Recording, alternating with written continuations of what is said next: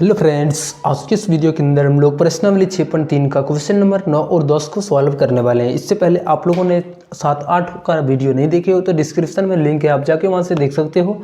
चलो आज के इस वीडियो के अंदर हम लोग 9 और 10 को सॉल्व करते हैं। तो क्वेश्चन नंबर 9 में क्या है कि आकृति 6.39 में त्रिभुज ABC और AMP दो समकोण है, त्रिभुज है जिनके कोण B और M समकोण है। सिद्ध कीजिए कि त्रिभुज ABC समरूप होंगे त्रिभुज AMP के। दूसरा हमारा CA बट्टा का PA का अनुपात BC बट्टा का MP के अनुपात के बराबर होंगे, यानी ये दोनों हमें प्रूव करना है। ये हमारा आकृति यहाँ पे दिया गया है, इसमें हम लोगों को प्रूव करना है। चलो हम लोग कॉपी पर आते हैं, इसको धमाकेदार तरीके से यहाँ पे प्रूव करते हैं। ठीक, इससे पहले चैनल पर नए हैं तो सब्सक्राइब कर लीजिए और दोस्तों को शेयर कीजिए। चलिए स्टार्ट करते हैं।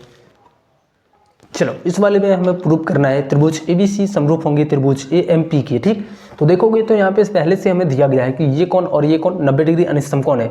और हमें यहाँ पे एक काम करते हैं, पहले हम लोग यहाँ पे त्रिभुज पर पूरा फोकस करते हैं कि यहाँ पे कौन सा एंगल बराबर है। लिखेंगे यहाँ पे त्रिभुज ABC तथा त्रिभुज AMP में।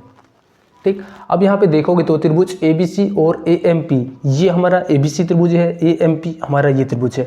दोनों में देखोगे तो ये कोण और ये कोण आपस में बराबर है, दोनों आपस में 90 डिग्री का कोण बना रहे हैं। तो ये कोण ABC के बराबर होंगे, इस वाले त्रिभुज के लिए कोण AMP के बराबर, ये हमारा 90 डिग्री है। अब देखोगे तो इस वाले त्रिभुज को लेंगे तो इसमें भी हमारा ये कोण ये आ रहा है, और ये वाले त्रिभुज को लेंगे तो इसमें भी हमारा कोण ये आ रहा है, यानी दोनों में हमारा कोण ये आ रहा है। तो हम बोल सकते हैं कि कोण ये और ये कोण ये आपस में क्या है, तो इक्वल है, यानी उभयनिष्ठ है। यहाँ पे दोनों में काम कर रहा है। ठीक, तो ये उभयनिष्ठ है।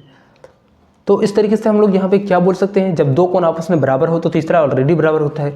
और हम यहाँ पे डायरेक्टली ये बोल सकते हैं कि एंगल समरूपता से ये दोनों त्रिभुज आपस में समरूप हो जाएंगे। एंगल समरूपता से त्रिभुज ABC समरूप हो जाएंगे त्रिभुज AMP के। ठीक, ये हमें प्रूव करनी थी, ये हमें प्रूव हो गया। अब दूसरे वाले में यहाँ पे CA बट्टा का PA, CA और बट्टा का PA, BC बट्टा का PM, और ये जब आपस में समरूप है तो आपस में इसका जो भुजा होंगी वो क्या होगी, समान अनुपात में विभाजित कर रहे होंगे, यानी CA बट्टा का PA। हम बोल सकते हैं दोनों समरूप है तो बिल्कुल ये आपस में समान अनुपात बना रहे होंगे। ठीक, प्रूव्ड। चलो अब नेक्स्ट वाले क्वेश्चन, यहाँ पे क्वेश्चन नंबर 10 को सॉल्व करते हैं। थोड़ा सा यहाँ पे क्वेश्चन को 10 को ध्यान से पहले पढ़ना है। ठीक, देखो क्वेश्चन नंबर 10 में क्या बोला गया है कि CD और GH क्रमशः कोण ACB और कोण EGF के ऐसे समद्विभाजक हैं कि बिंदु D और H क्रमशः, देखो ये अभी तक क्वेश्चन रखना है लेकिन यहाँ से हम लोगों को लेकर के चलना है।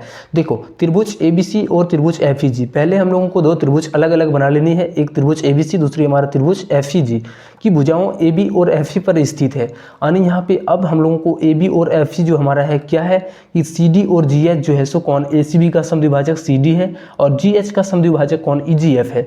तो हमें इस वाले त्रिभुज में प्रूव करना है कि त्रिभुज ABC समरूप होंगे त्रिभुज FEG के। और हमें ये हम लोगों को दिया गया है पहले, सॉरी यहाँ पे जो त्रिभुज ABC और FEG पहले से बताया गया कि ये समरूप है, तो हमें ये सब प्रूव करना है। ठीक, तो चलो हम लोग इसको कॉपी पर लिखते हैं और इसको हम लोग सॉल्व करते हैं। चलो क्वेश्चन के अनुसार हम लोग सबसे पहले यहाँ पे दो फिगर बनाएंगे। ठीक, यानी ये हमारा ABC होगा, दूसरा हमारा EFG होगा। ABC, पहला एक त्रिभुज हमारा ABC है और दूसरा जो हमारा त्रिभुज है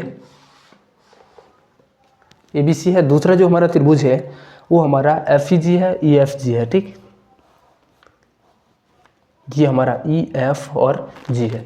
अब इसमें हमें क्या करना है, अब देखो ये हमारा दो त्रिभुज है, इसका जो CD और GH यानी ये कोण समद्विभाजक है, कोण ACB के समद्विभाजक CD है, यानी ये कोण आपस में क्या है, समद्विभाजक है, और ये कोण आपस में समद्विभाजक है, ये हमारा क्या है DH, यानी CD और GH हमारा कोण ACB का और कोण EGF का FGE का समद्विभाजक है।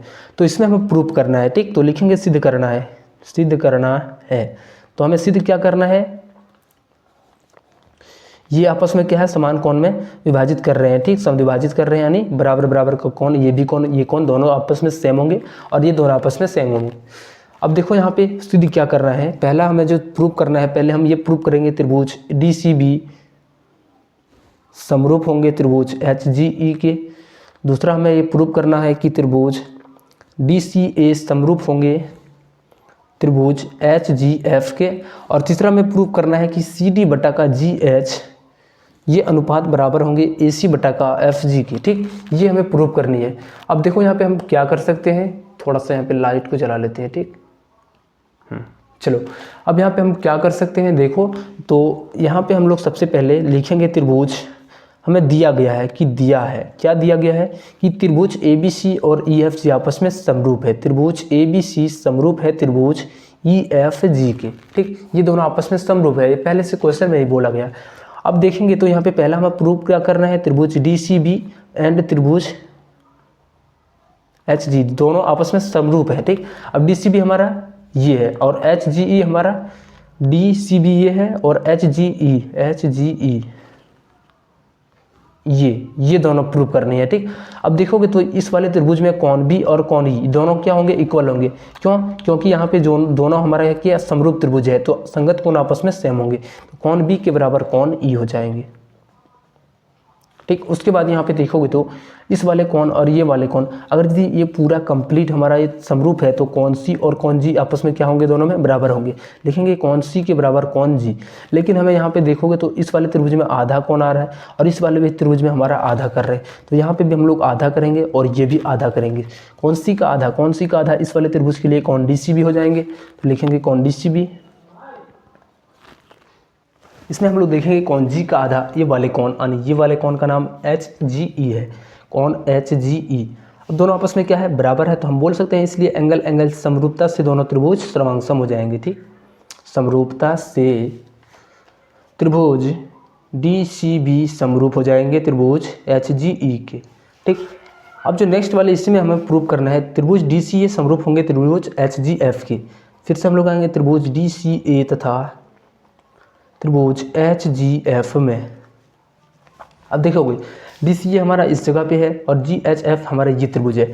इसमें देखेंगे तो कौन ये और सॉरी ये क्या है, DCA, हाँ ठीक है। कौन A जो है सो इस वाले त्रिभुज के लिए कौन F के बराबर है, क्योंकि दोनों त्रिभुज सर्वांगसम है, समरूप है, ठीक। कौन A जो है सो कौन F के बराबर है। अब यहाँ पे देखेंगे दूसरा वाला, यहाँ पे फिर से हम समद्विभाजक के ऊपर चलेंगे, तो इस वाले कौन में हमारा AD ये वाला कौन और इस वाले त्रिभुज में ये कौन दोनों आपस में बराबर है, यानी ये कौन C कौन G के बराबर है, तो इसका आधा भी आपस में क्या होंगे, बराबर होंगे। यानी इस वाला कौन का आधा ये हमारा